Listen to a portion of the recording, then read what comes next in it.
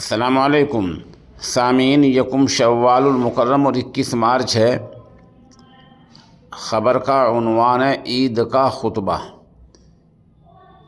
ये कारी अल-मुक़री मोहम्मद अनीस साहब हैं जो दारुल उलूम फ़लाह दरैन तरकेसर गुजरात के शेखुल क़ुर्रा कारी अल-मुक़री मोहम्मद सिद्दीक़ साहब के फ़र्जंद अर्जुमन हैं।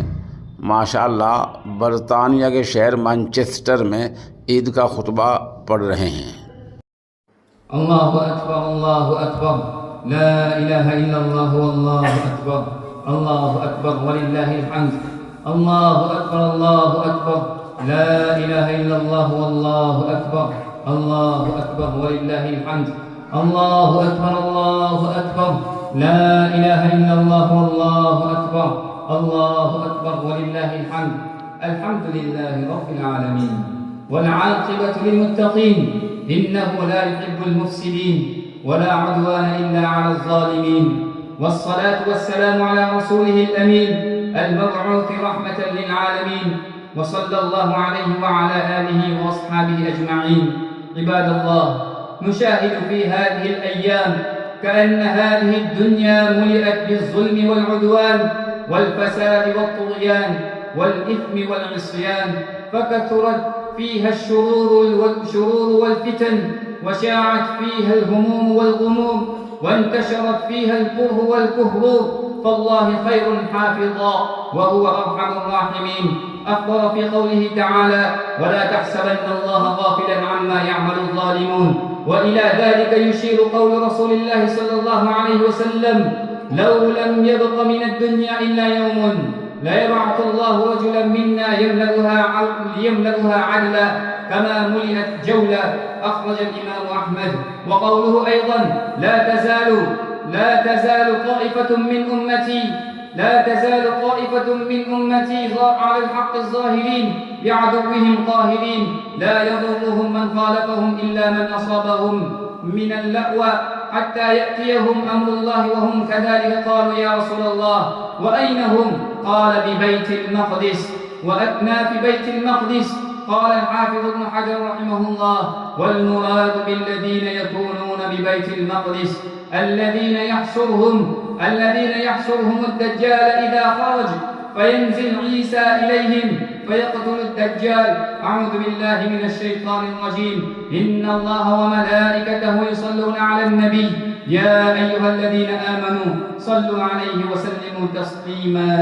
اللهم صل على محمد أفضل صلواتك عدد معلوماتك وعلى آله وأصحابه وأزواجه وأحفاده أجمعين، خصوصا على أفضل الناس بعد النبيين أبي بكر الصديق رضي الله عنه، وعمر الفاروق رضي الله عنه، وعثمان ذي النورين رضي الله عنه، وعلي المرتضى رضي الله عنه، والحسنين رضي الله عنهما، وعلى أمهما فاطمة الزهراء رضي الله عنها ومن تابع، وعلى عميه الكريمين، وعلى كل من اختاره الله بصحبة نبيه بالإيمان رضي الله عنهم أجمعين ومن تابعهم بإحسان إلى يوم الدين. اللهم أعز الإسلام والمسلمين، اللهم أعز الإسلام والمسلمين، واجعل كلمتك هي العليا إلى يوم الدين، واقبل الكفرة والمشركين والملحدين والمبتدعين، وأصلح من في صلاحه صلاح للإسلام والمسلمين، وأهلك من في هلاكه صلاح للإسلام والمسلمين. اللهم احفظ بلادنا، اللهم احفظ بلادنا، وأصلح أولادنا، واشف مرضانا، وعاف مبتلانا، وارحم موتانا. اللهم اهلك أعداء المسلمين، اللهم اهلك الكفرة والمبتدعة والمشركين والظالمين. اللهم لا تجعلنا من القوم الظالمين. اللهم أكرمنا بوعدك وعجل لنا بنصرك، وحرك أهل القوة في أمة الإسلام نحو نصرة دينك وإعزاز كلمتك ورفع رايتك يا الله. اللهم انتصر لأهل فلسطين، اللهم انتصر لأهل فلسطين المظلومين المظلومين، اللهم انتصر لأقصى الأسير يا من بيده حسن التدبير. اللهم اهلك أعداءهم، اللهم افتح قلوب المسلمين، اللهم افتح قلوب المسلمين وأهل القوة والعلماء والوجهاء لنصرتهم، واجعلهم ينصرونهم يا أرحم الراحمين. اللهم انصر الإسلام بهم وانصرهم بالإسلام وقو الإسلام بهم وقوهم بالإسلام واحفظ الإسلام بهم واحفظهم بالإسلام.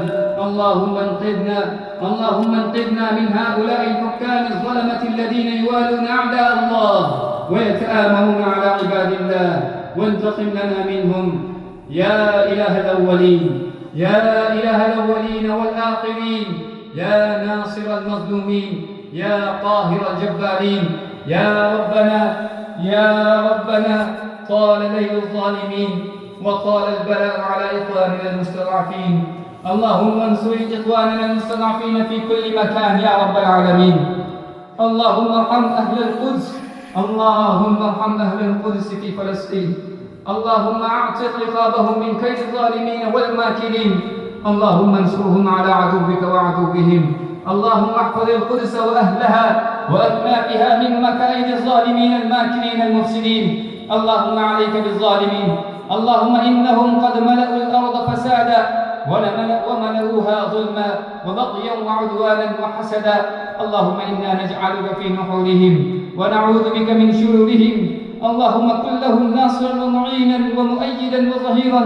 اللهم بدل خوفهم أمنا، اللهم بدل خوفهم أمنا وشتاتهم سكنا يا رب العالمين. اللهم حرر المسجد الأقصى، اللهم حرر المسجد الأقصى من اليهود الغاصبين والصهاينة الغادرين المحتلين. اللهم إنهم آذوا عبادك المؤمنين واعتدوا على المصلين. اللهم زلزلهم ودمرهم، اللهم زلزلهم ودمرهم. اللهم لا ترفع لهم راية، اللهم لا ترفع لهم في الأقصى راية، اللهم لا ترفع لهم في القدس راية، اللهم لا ترفع لهم في فلسطين راية ولا تحقق لهم راية. اللهم اجعل أهل فلسطين والمسلمين في كل مكان في ضمانك وأمانك وإحسانك يا أرحم الراحمين يا رب العالمين. اللهم شتت شملهم ومزق جمعهم ودمر ديارهم وخرب بلادهم. اللهم اغفر لنا ولوالدينا ولمشايخنا ولأحبابنا ولأساتذتنا ولجميع أمة نبينا محمد صلى الله عليه وسلم. اللهم اغفر لنا وللمؤمنين والمؤمنات، اللهم اغفر لنا وللمؤمنين والمؤمنات. اللهم من خشيتك ما تحول به بيننا وبين معاصيك، ومن طاعتك ما تبلغنا به جنتك، ومن اليقين ما تهون به علينا مصائب الدنيا. اللهم احفظنا من كل بلاء الدنيا والآخرة، الزلازل والفتن ما ظهر منها وما بطن. آمين يا رب العالمين. أعوذ بالله من الشيطان الرجيم. بسم الله الرحمن الرحيم. إن الله يأمر بالعدل والإحسان وإيتاء ذي القربى وينهى عن الفحشاء والمنكر والبغي يعظكم لعلكم تذكرون. فاذكروني أذكركم واشكروا لي ولا تكفرون. जज़ाकल्लाह खैर। आप सबको मेरी तरफ से ईद मुबारक।